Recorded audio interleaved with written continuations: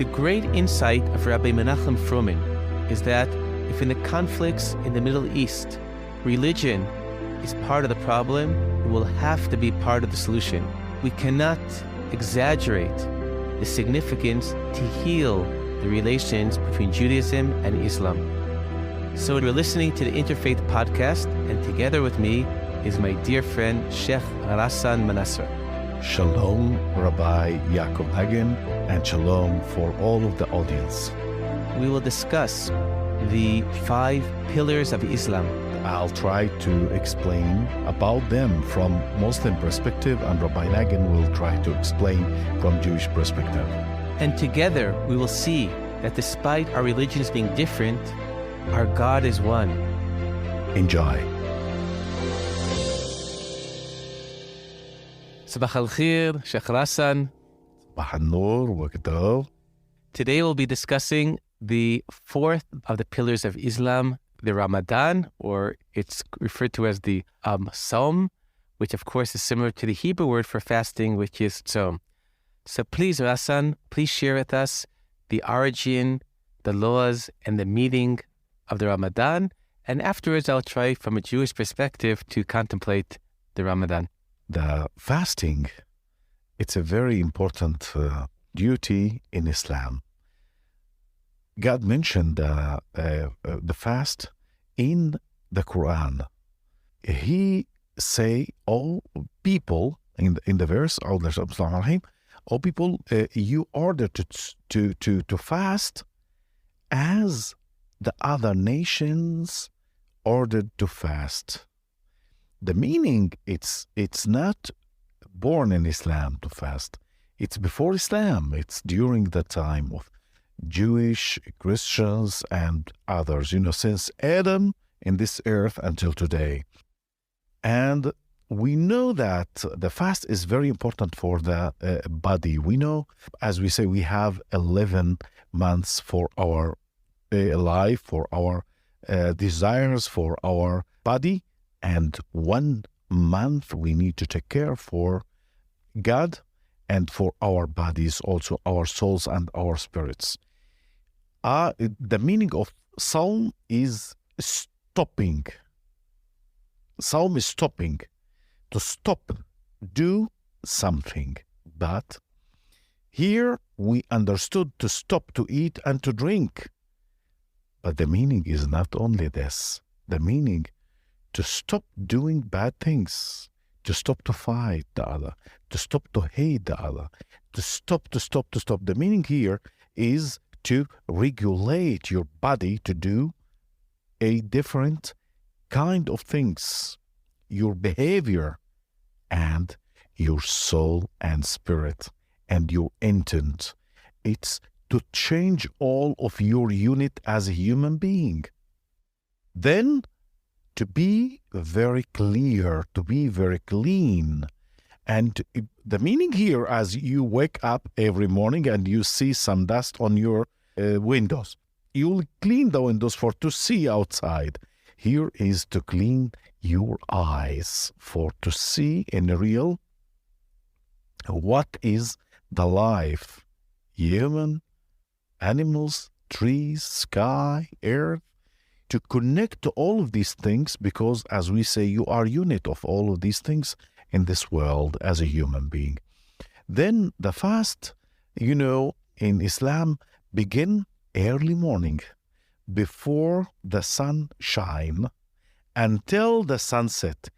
You cannot drink, you cannot eat, you cannot smoke, you cannot say bad things, bad word, bad speech. You cannot do that, because the Prophet Muhammad say in one of the hadiths to stop to eat and to drink and to smoke or to do. But in the other hand, you will fight, you will say bad things. You are not fast. It's not a real fast. Real fast is to, as we say, purify your inner side. After that, your external side, to connect with the people. And we have a month of fasting. It's called Ramadan. The meaning of Ramadan is the very hot time. And they used to fast in Saudi Arabia. and it's very hot place there. It's called El Hijaz before Saudi, and it's very hot country, very hot land, very hot area. And to do this fast, it's to try to soften and to create a very quiet society, because you will fast, your neighbor will fast, your wife will fast, and all the children will be fast. Now, the Ramadan called the month of God. This is the month of God. The meaning is to fast during the day and to break your fast evening in the sunset, and to wake the nights, to stay awake, aware. For what? For to play, for soccer, or it's a great time of Mondial, but to play soccer, no. It's for to connect yourself to your Lord, to God, to be away from all of the things they can be barrier in your path to connect yourself with your God, or to connect you to yourself. Let me mention, if I already go from a Jewish perspective, of course, Ramadan in many ways is similar, much longer, but similar to Yom Kippurim. But as Yom Kippurim, as what you're sharing with us now, Ramadan is much more about merely not eating and drinking. In the same way that Yom Kippur for the Jewish people is much more than a fast day. And I see many of the concepts are in common. If the heart of Yom Kippur is the Jewish concept of tshuva, repentance, which the Hebrew is about return to God. And as you spoke about, this inner purification and connecting to God. But I know there are other aspects that also I feel that they're points of contact. In the prayers of Yom Kippurim, there's also call for tzedakah, for charity. And I know that the blessing giving to a Muslim during Ramadan is in Arabic, Ramadan Karim, a generous Ramadan, referring to that charity connection to as being part, this generosity and charity being an essential part of Ramadan. And please add some words about that. Ramadan is very connected to the charity, very connected to the prayer, this pillar is connected to the other pillars, but especially for charity. Why we are giving charity? Why? For to keep that people or poor people in a good position. But Ramadan came to remind you their lives, because without food, your body will be weak. Without water, more weak. Without, I don't know what, dessert or something, will be weak. Without coffee, the people likes coffee. It's imagine that along the day you are working, and without drinking coffee, it's make you so not in balance, not in you are not, sometimes you are not accurate. But first day, second day, third day, and you will enter to the lane. Then you'll be very strong. But this time is to remind you that people, Ghassan, be careful. You need to feel their life, their hard time. Then it's very important to know that. Then something awake after the 10 day of fasting, awake from you, I need to give. We need to take a very important, analyze the situation of Ramadan. The situation of Ramadan, it's not only to leave these and these and these because God told us. No, as we say, we need to go deeper and to review, to see why God say this. It's for to clean and to throw the strange elements within your body. When God created us, He created us from two elements, the spiritual dimension and the physical dimension. The spiritual dimension, it's very good.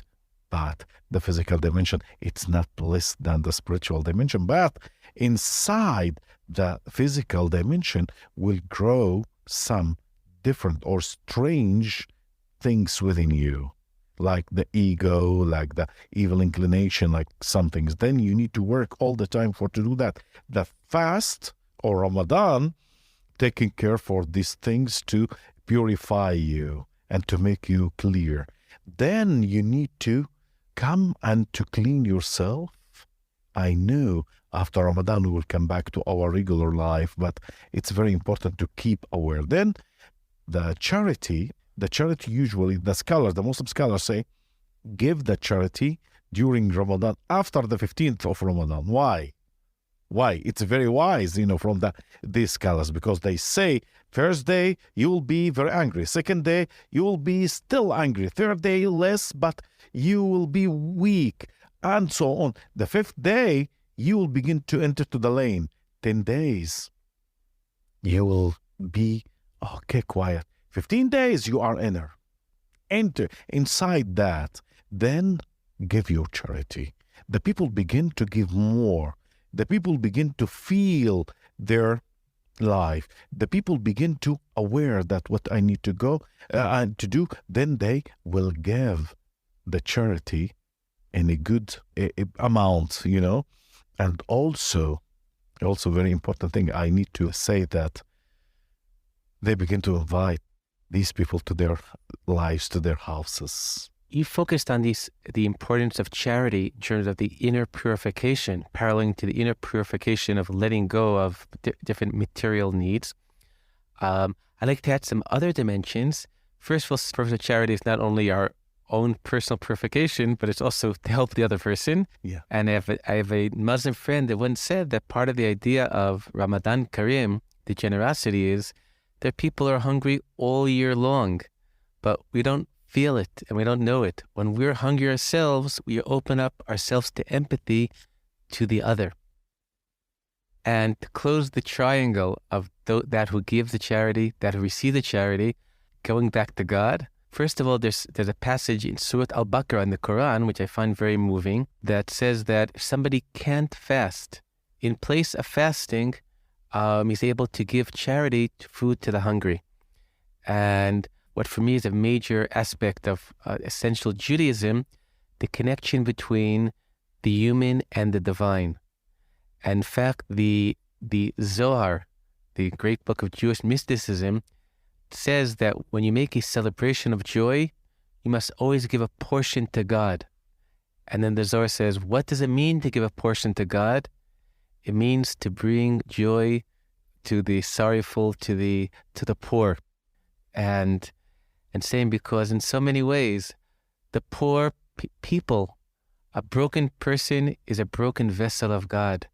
If you want to give to God, give it to the person who is so needy. Help him or her put themselves back together. This is giving to God. So that aspect of connecting the service to God and your encounter with the other, I find touches on something which I find very, very precious for me in my Jewish tradition. Yeah. It's a great, because they say this is the month of God. The meaning of month of God, it's the connection with God. But I cannot see God. I cannot touch God. God is not here. How to connect with Him? As you mentioned, Rabbi Nagen, through these poor people, these quiet people along the year. It's very important, as we mentioned before, that to give these people, you are giving God. To feed these people, you're feeding your God. To heal these people, you heal your God. The meaning here, look at the circle. It's circle, because you got everything from God, and you need to give to God. From the same essence that you got from, you'll give back to Him. The meaning here, he wants to say, you will not put from your pocket. You giving from me, but give, try to give. He need to, as we say, He created us there in paradise, sent us to the earth. Why? He didn't punish us. We didn't make any mistake. There's no mistake. But He want to say, listen, I created you. I put you in paradise. And now I need to send you back to get back to me by your power. And here is the same. the thing I'm giving you, give me mine. We've seen Ramadan and Yom Kippur, contact points not just to fast. It's purification and repentance. It's charity. But there's yet another way which these days are linked. In Jewish tradition, Yom Kippur is a day that Moses received the second 10 tablets from God. The first were broken, but the rectification of the sin of the golden calf, of the breaking of the first tablets, the second tablets, according to Jewish tradition, were given on Yom Kippurim. And this is the day that in the Jewish temple, the Kohen Gadol would enter the Kodesh HaKodashim, the Holy of the Holiest, to the place within the ark were the tablets. And of course, in Ramadan is a time which, according to Muslim tradition, that began the process of the revelation of the Quran. So please say some few words about that. Yes, it's Ramadan. We think that it's for to fast, but we need to remember that at Ramadan, God revealed the Quran. God sent the Quran for the Prophet Muhammad. And we don't know what day. And the Prophet Muhammad say, search that night, Laylatul Qadr, the destiny night, in the last 10 days of the Quran. Most of the people say that it's the 27th, but it's moved between the 21st and the 29th. And once they asked the cousin of the Prophet Muhammad, Ibn Abbas, Abdullah Ibn Abbas, they asked him, how can we catch the night of the destiny, Laylatul Qadr? He say, okay, great question. If you need to catch it, do it every night along the year. You can catch it, But in Ramadan, because as we say, it's Leil Shimurim, you need to wake up every night to read and to pray. Most of the people think that during Ramadan, I need to pray all the night. No, it's not only to pray. It's not only to pray. Sometimes you need to look at your mirror, not the mirror that we know, at your mirror. Sometimes you need to watch your behavior during the night. Muhasabah khishbon nefesh, right? Sometimes you need to read. Sometimes you need to teach. Sometimes you need during the night to be with your wife. She needs you and you need her. Sometimes you need to be with others, with your community, with your children. It's very important that the prayer, we know that there is a duty prayer, but the prayer is to smile at the face of other people. Then I think you need to wake up, and this is the time of the Quran. The meaning the Quran, because God revealed the Quran to the Prophet Muhammad in Ramadan. And if you need, as we say before, to talk to God, read the Quran, because this is the speech of God. This is the words of God. When you pray, you read the Quran, you're speaking with God. And when you are alone, take the Quran, read the Quran, then you are talking to God. It's great discussion with God. Hear what he's saying and ask. And Ramadan's not only about the fasting, it's also a lot about the eating. We know at the end of every day of Ramadan, when the sun sets, it's permitted to eat again. And they have the special meal at the breaking of the fast called the iftar. And please tell us about the iftar, which is always a time of connections and meetings. I want to say something. As a Muslim, it's very important sometimes to criticize yourself. We need to break our fast to keep ourselves alive, because no one can fast a long month. It's very important to prepare for you a very humble meal. Unfortunately, we are preparing today a very fancy meal, but it's okay. The people prepare themselves for breaking the fast, the iftar. And the Prophet Muhammad said there is a two happiness time.